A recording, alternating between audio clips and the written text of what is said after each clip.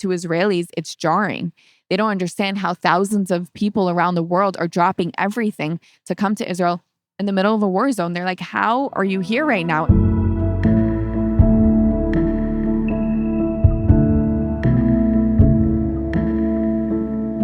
Welcome to What Came After. I'm your host, Manya Marcus. On What Came After, we'll take a look at the many ways that people's lives changed on and after the brutal massacre in Israel on October 7th, 2023.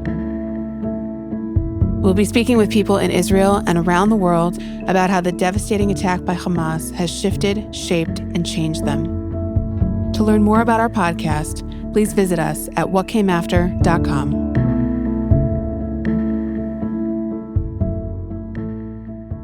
I'm excited to be joined today by Yocheved Rutenberg. Yocheved was living in Texas when she heard that Israel had been invaded by terrorists on October 7th, 2023. She immediately thought of her brother, a lone soldier in the IDF, who had been called to duty right away. Yocheved dropped everything and raised $17,000 to purchase essential supplies for soldiers like her brother, who had been blindsided by the start of the war. She traveled with over a dozen duffel bags to Israel, and after a few serendipitous meetings with similarly motivated Israeli women, she began the Sword of Iron Volunteer Facebook page to organize thousands of volunteer opportunities in Israel for people from around the world. At the time of this recording in July 2024, the Sword of Iron Volunteer Group has amassed over 35,000 members and is still growing. Yocheved, Hi. thank you so much for joining us. It's really an honor to be here with you. We are at the beach right now in Tel Aviv, and we are watching the sunset, which is something I haven't done actually ever. None of my times in Israel, I've never watched a sunset. A Tel Aviv sunset. I just come here to get stories, and I ignore nature, apparently. But thanks for bringing me here. Of course. Thank you for having me. So the podcast really explores how people's lives changed on and after October 7th. One thing that's occurred to me as I view this Facebook empire, this empire of volunteers that you have built with some of your colleagues, is that you have two first names in your Facebook profile that is visible to everyone who comes across the important work that you're doing, which we will get into in a minute. Were you Kim before October 7th? So it's kind of an interesting question because my legal name is Yocheved. My legal name is Yocheved Naami. And I adopted the name Kim when I was in 6th grade. I was switching from Baltimore Jewish Day School to Baltimore City School, public. And so going from one world to a completely separate world was jarring. And I couldn't go into Baltimore City public school with the name Yocheved. I was one of 10 white kids in the entire school. It just wasn't a good idea. And at the time, I was like, okay, so what do I do? And I gave myself the name Kim. And it stuck with me all through middle school, all through high school, all through college. Once I graduated college, it came with me to my jobs. But it's funny, it's never been my legal name. So there's a lot of people out there that don't know me by Yocheved, and they only know me by Kim. But since I got to Israel, I've only gone by Yocheved. So it's not that October 7th changed your name. It's that October 7th brought you back to your true name. Yeah. It's like I was living these two completely separate lives for a very long time. When I started going by Kim, that's when I really separated from my Judaism. And so coming to Israel and going by the name Yocheved, I really started coming back to how I was raised and who I really am. And so I want to take a look at this incredible work that you're doing. Does it feel like a reinvention? Does it feel like a return of some kind? How do you think of continuity in your identity? Is there a through line, or do you feel like this is all new for you?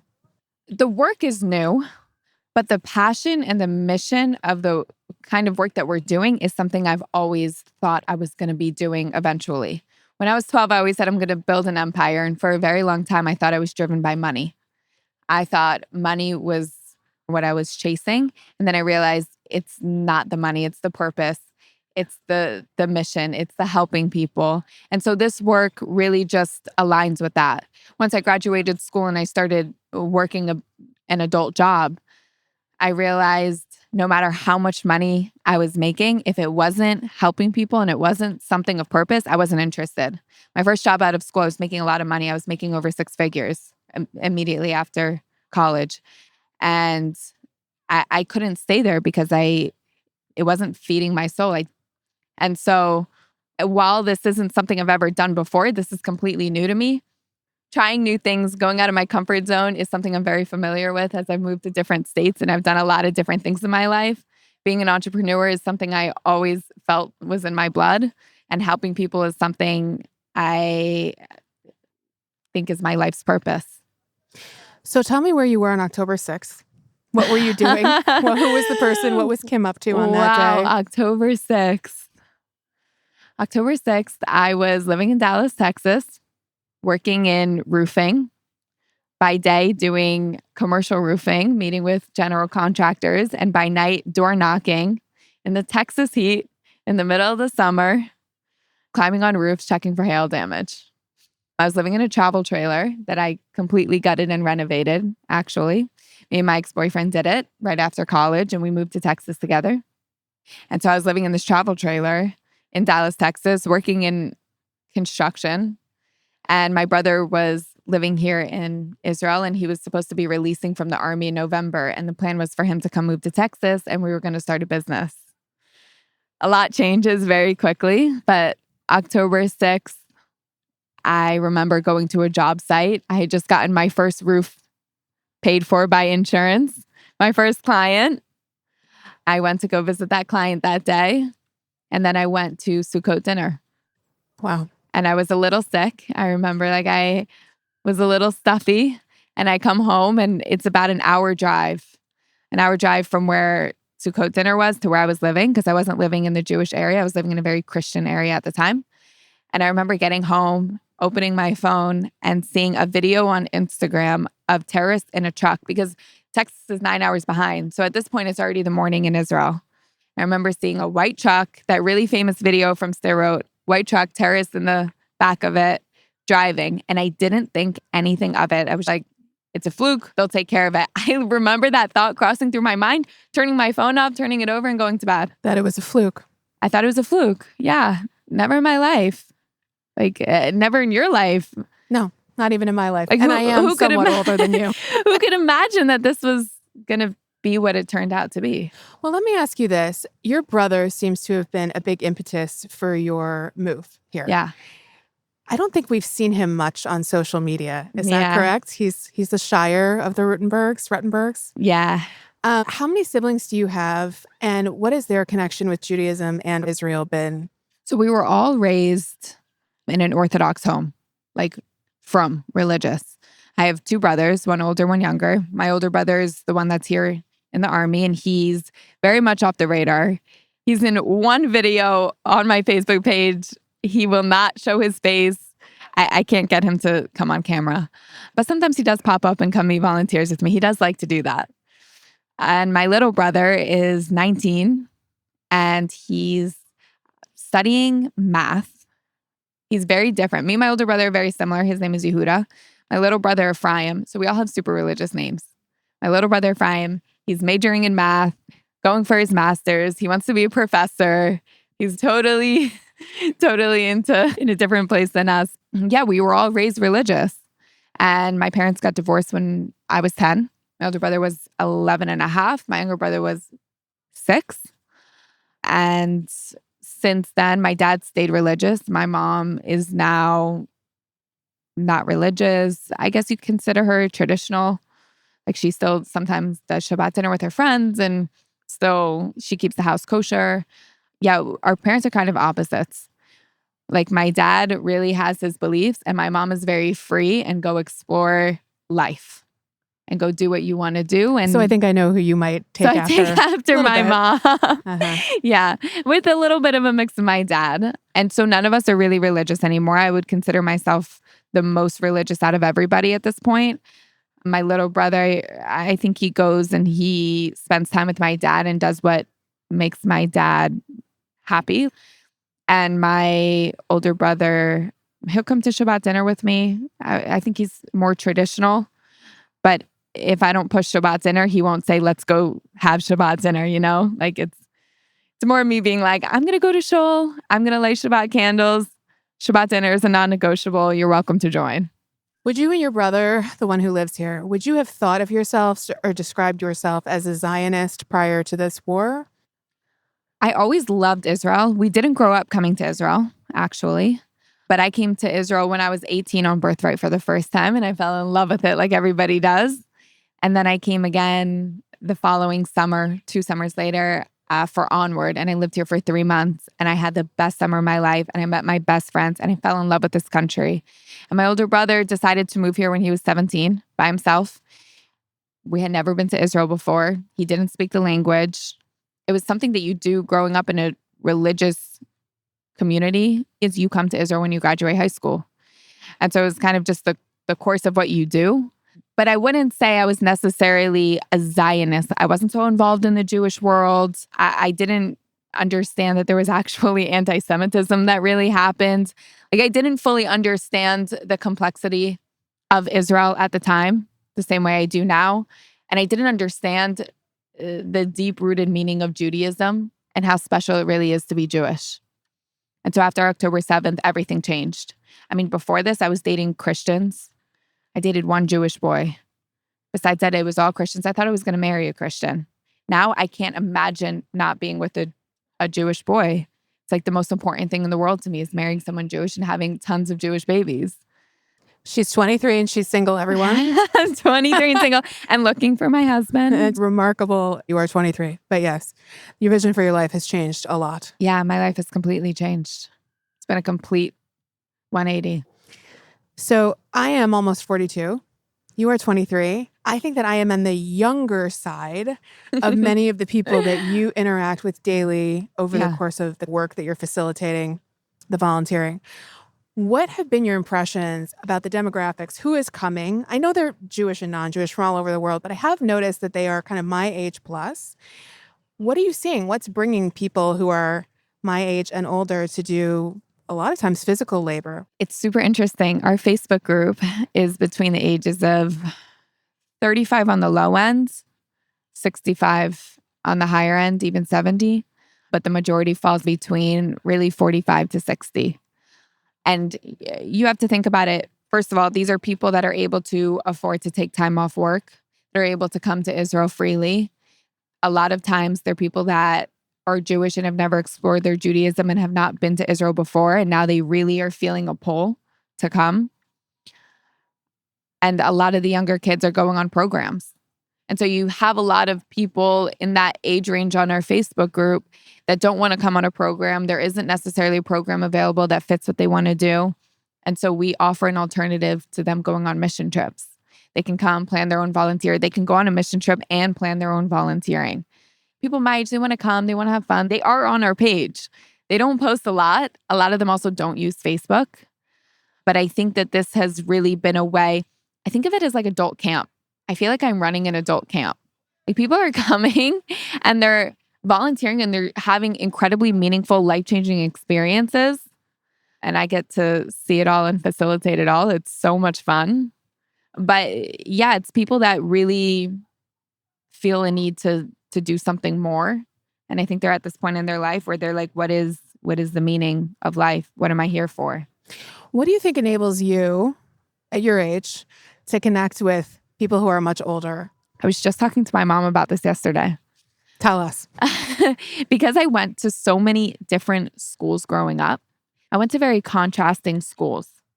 I started out in day school, Beis Yaakov, super religious, not just, your face is like, wow. Beis Yaakov, that's a very, very right-wing religious, all-girls school. Super religious, all girls. I couldn't wear nail polish. I couldn't wear makeup. I was in trouble all the time. I would come home and unplug the phone because I knew that the principal was going to be calling the house. I have pictures of me like long skirt, loafers, a headband, the whole deal. Then I went to Yeshiva Rambam, which is similar to Beis Yaakov, but it's a co-ed school. I don't think you're in class with the other gender. I don't really remember. I think they still keep it separate. But it is a co-ed. But it is a co-ed school, so it's a little bit of a step below Beis Yaakov, but it's still very religious. And then when my parents got divorced, I went to Baltimore City Public School, and that was jarring, like I said. I mean, I was going to school with kids that didn't come from families that had two parents in their household. These kids didn't have really a parent at home in general. I mean, I remember one time we were talking about, where we come from and things that we've seen in our life. And this girl was talking about how she watched her neighbor get shot outside her window. I mean, a girl at that time that was 11, 12, 13. There would be parents that would come in the middle of the school day and beat their kids in front of the entire class because they did something wrong. My point being, like, this was a very different demographic than what I grew up around. And I wasn't around this.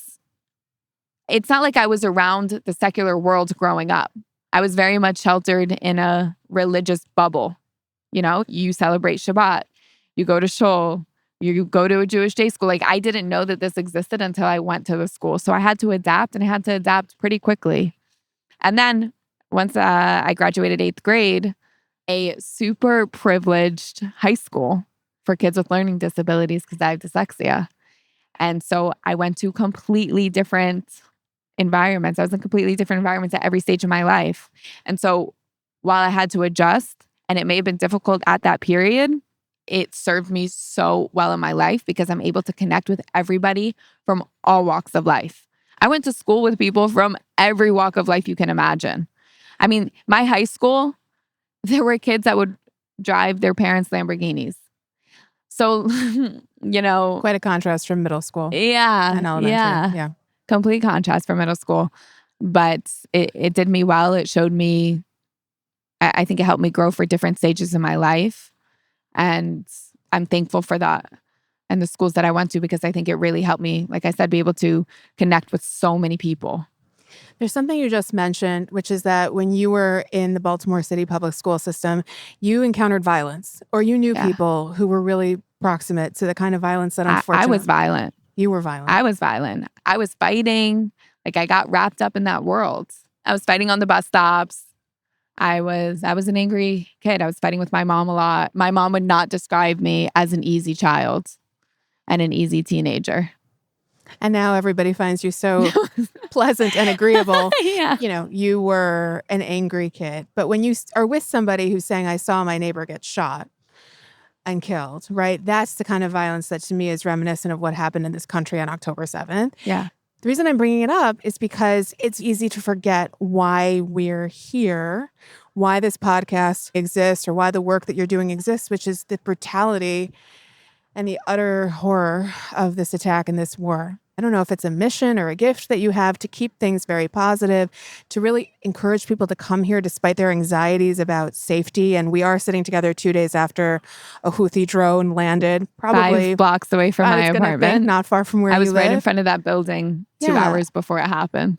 What allows you to stay light and vibrant? I think if I were to ask you 2 hours after that drone landed, you would say, get on the flight.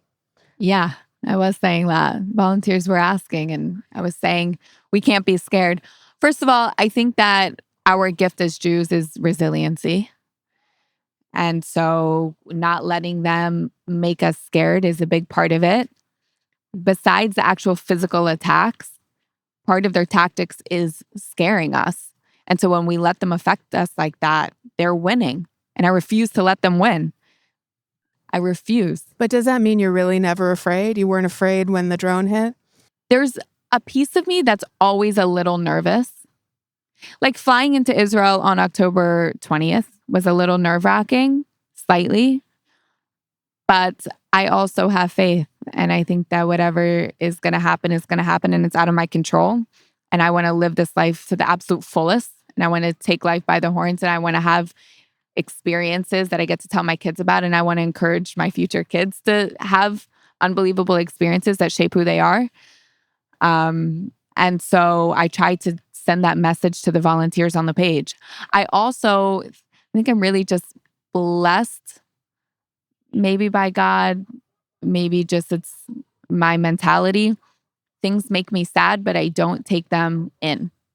And so what happened on October 7th is horrific. And it makes me cry when I think about it, but I don't let it affect me on a day-to-day basis. Like, I don't let it absorb my life, because we can't. If you let it absorb your life, you'll crumble. I think that if you were to be absorbed in it, it would not be possible for you to have a Facebook group of 35,000 plus people who are coming and volunteering. And if I let everything that has affected me in my life affect me to that degree, I would not be where I am today. And so you learn to let things just be as they are, take them for what they are, and take the positives out of every situation. What can I learn from this? What can I do better? How can I grow? How can I help? I mean, on October 7th, I was planning my trip. I called my friends and I said, I'm going to Israel. Are there other times in your life where you've gravitated towards chaos, towards trauma? Yes. 100%. When I was 17, I went to Africa by myself. I went to Ghana, Kumasi, Ghana, on a volunteer program that I found on the internet. And I went to my mom and I was like, Mom, I'm going to Ghana. She was like, are you sure? And I was like, yeah, my mom's super supportive. And so I ended up going. But in general, I tend to gravitate towards chaotic experiences because I think they make good stories. So this is another thing. I mean, you're a storyteller. You like to hear stories. You like to visit the volunteers and hear their stories and to spread them through the page. Yeah. The community member in me knows that we need people like you who don't absorb it, who can be light, have levity, keep this thing moving in the direction it needs to go. The therapist in me wants to know, are you okay? Because there's a lot that is being held between these pages. And as people are making these flights, there's a lot of trauma, a lot of guilt, a lot of fear, a lot of terror. And you are providing confidence that people will be okay in a world that is completely uncertain. Yeah. And I think you know that. Yeah. I think you know that. Yeah. So I think the question is, are you okay? I would be lying if I said I didn't have my moments. I mean, there are weeks that I can barely respond to people's questions and get back to messages, and everything feels overwhelming. And that's when I kind of realized I need a reset. Like there was one specific week, because on top of this, I also am dealing with my own personal life. You know what I mean? And my whole life being flipped upside down. And in general, it's super exciting. And when I get to meet the volunteers, it uplifts me and it reminds me why I'm doing what I'm doing.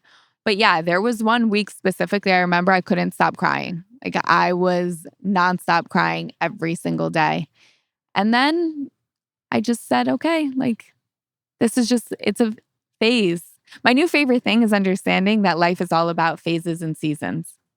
And so we go through different phases and seasons and explore new things that we like and that we try to do depending on where we're at. And right now, like this is just the phase that I'm kind of in. And I'm okay. And when I'm not okay, I take time for myself. And I have incredible, incredible people that support me. Yael, Chagit, Sarah, Ariel on the page. And when I just can't take care of what's going on, they really pick up the slack. Do you remember what that week was? Was there something that had happened or did you just hit an overwhelm? So right before I came, I was going through a breakup. Like you could say I ran away. You can say I ran away from my problems. Running away and running towards can often running be the away same and running thing. Towards, yeah. Actually, like 2 nights before, like on the 5th. And so, you know, being in Israel, you get swept up with the, wow, I'm in a new country. And then eventually reality sets in. You're like, wait, I'm not going back to my home. Wait, I'm still going through a breakup. Wait, my whole world is flipped upside down. I don't have a job. I am doing this whole new initiative that's amazing, but I'm trying to navigate leading a team and leading a group of people and things I've never done before. And so it kind of all caught up with me. And then in that moment, the war caught up with me also. It was like for a second, I stopped. After the war started, I didn't stop. I decided I was coming to Israel. I booked my flight. I raised a lot of money on social media. I flew with 23 duffel bags. I came to Israel. I was visiting friends. I was visiting my brother. I was doing a lot. Then I started the page.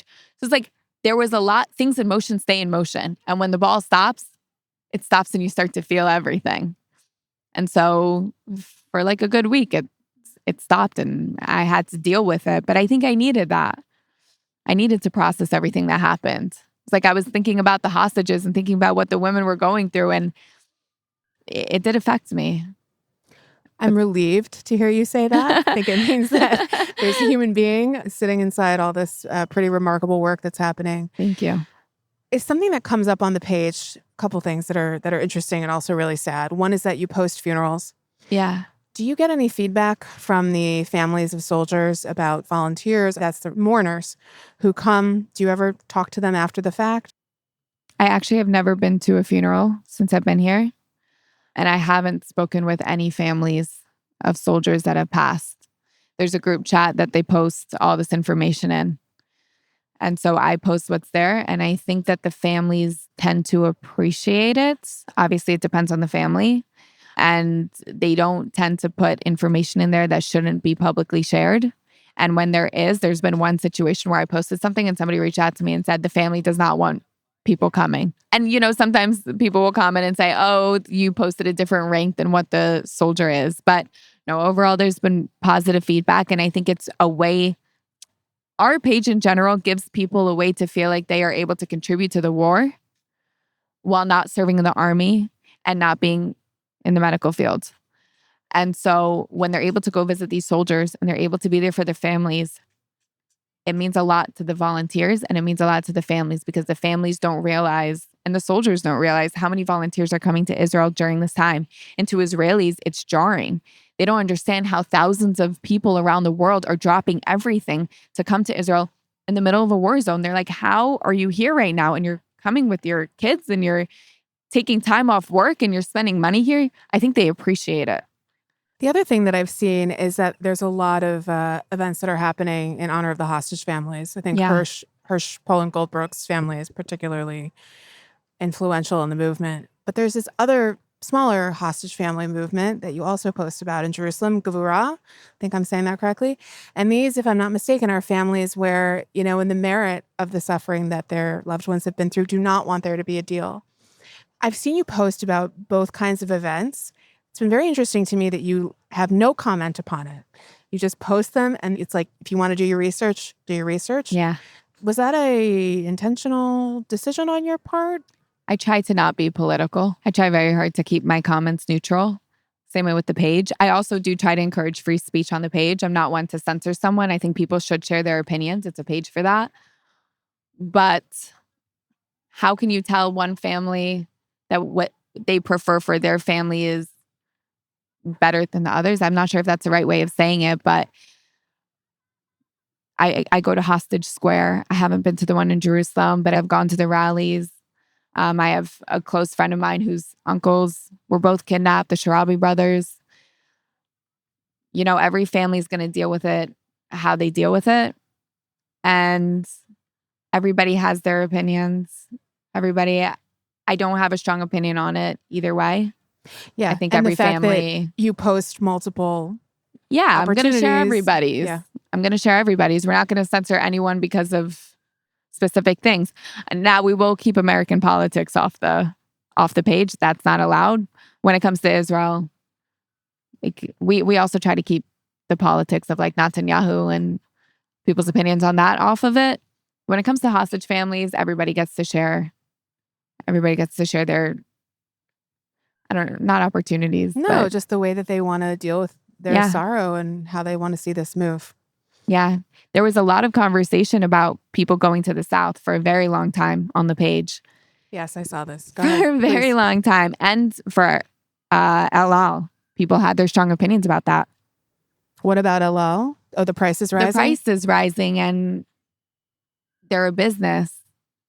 And they've done a lot for the country, and they still need to operate. And there are things that we don't know about the business. And I'm sure there's reasons behind it.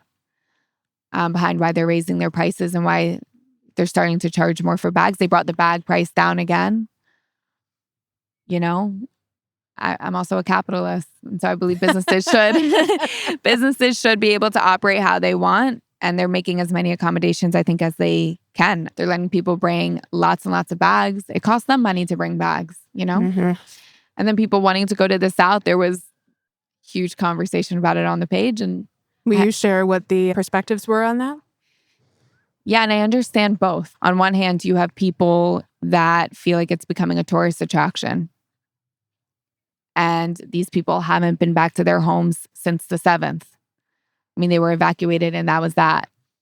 And then on the other hand, you also have people that say it's extremely important for us to see what actually happened so that we can go and talk about it. I went to the kibbutzim with one of my friends that works in the government. And when we were there was another tour that was there also, and they were not so respectful of the home. And we were at the Bibas family's house, and their kid was like touching stuff, and they weren't holding their kid back from that. Mm-hmm. I think that's incredibly disrespectful. I have absolutely no tolerance for that. I think if you're going to go to the kibbutzim, you have to be at your utmost respect for where you are and what happened in that place.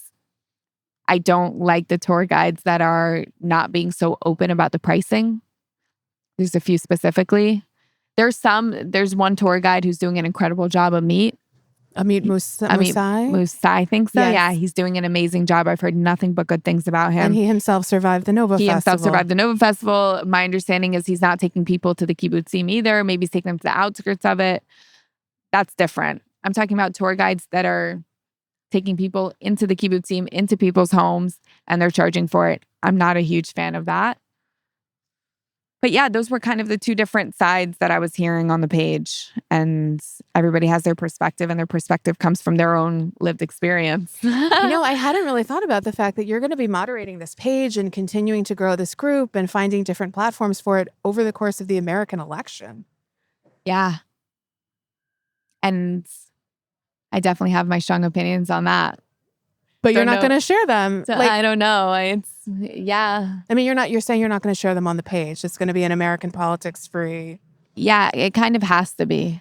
I don't want anyone to feel like it is not a safe place. There's a lot of discourse going on the internet. You can go anywhere and see conversations and talk about it. Our page doesn't have to be it. Our page is a place to centralize volunteering, a place to share your experience when you're in Israel, a place to show others that while we're in a war zone, Israel is not getting bombarded with rockets in the cities, and you can still come and enjoy. I mean, we're sitting here on the beach right now at sunset, and there's hundreds of people on the beach at the moment playing volleyball, playing matzgot. I think that's how you say it. I'm not sure. I'm not. What is it called? Paddleball. The paddleball, the matzgot. You have Aroma that's full. You have people that are surfing right now. That's the purpose of our page, is to show people what's going on and to show others that you're able to come and have an incredibly meaningful experience, something that you've never done before. So many people haven't volunteered in this way before. And so that's the purpose of our page, not to talk about Trump or Biden. Well, good luck keeping everything parv. We see comments and we have access to the posts before they get approved. And so we delete a lot. It's a hard time. Yeah.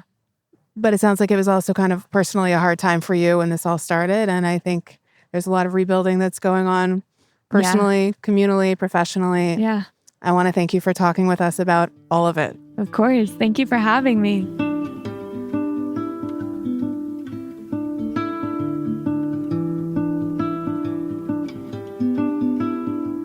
פשוט השיר היוצא מן הלב, ואותו כה פשוט לזכור, בוחר מילים שירגיעו כאב ויביאו אליך אור. אולי השיר יעשה לך טוב וישכיח את כל הרע, אולי תמצא בו מה קר וקרוב, ואולי אהבה זרה. שיר לי עוד ועוד, זמר פשוט מאוד, שיר לי עד דמעות של אושר, שיר לי ככה סתם, זמר פשוט וחם, זמר שכל אדם יאהב.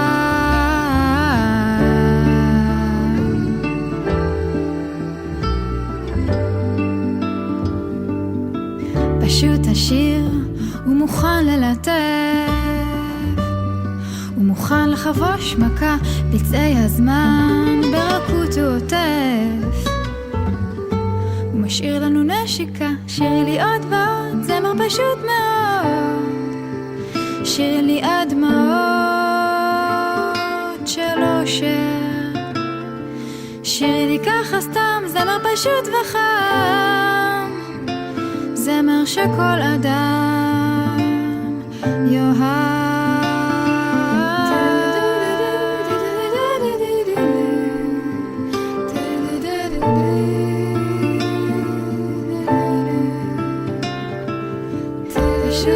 פשוט מאוד פשוט